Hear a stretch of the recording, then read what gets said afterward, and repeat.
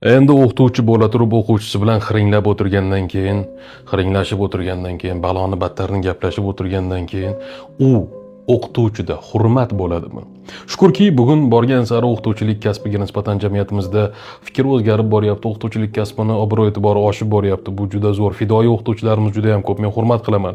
Boringizga shukr. Lekin shunday bir o'qituvchilar toifasi borki, ular kasbiga noloyiq.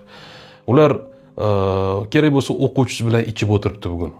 Kerak bo'lsa o'zini bir ma'naviyatsizligini, madaniyatsizligini ko'rsatib o'tiribdi o'quvchiga. Unday insonlar o'qituvchi bo'lmaslik kerak. Va uni ko'rgan o'quvchi uni qachon hurmat qiladi? Hech qachon hurmat qilmaydi. Keling bir jonkuyar fidoyi o'qituvchilarimizni eslaylik. Misol uchun maktabda menga Ulug'bek Sug'onov degan bir inson dars bergan.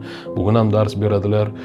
Bu inson darsdan tashqari qolib bizga yana dars berardilar. O'sha paytda o'sha fidoyilikni men tushunmagandirman, lekin bugun tushunyapman.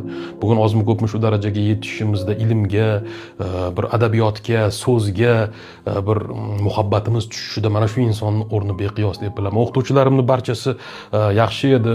Hozir hammalarini ismlarini aytib o'tirsam vaqt yetmaydi. Universitetda Omonullo Madayev degan inson bizga dars bergan. Bu insonning minglab shogirdi bor bugun O'zbekistonda.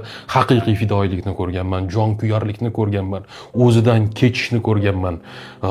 Dars o'tish jarayonida shu darajada ilhom bilan dars o'tardilarki, o'sha ilhom bizga yuqardi. Mana shunday o'qituvchilarning bir jamoasi bugun bizga kerak. Mana shunday o'qituvchilarimiz doim bor bo'lishsin, omon bo'lishsin.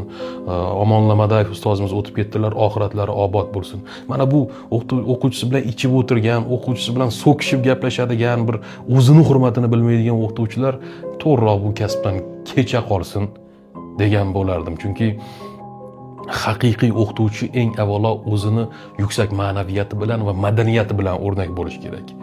Ilm keyingi o'rinda. Yuksak ma'naviyati va madaniyati bo'lmagan o'qituvchining ilmi hech qachon o'quvchiga yuqmaydi.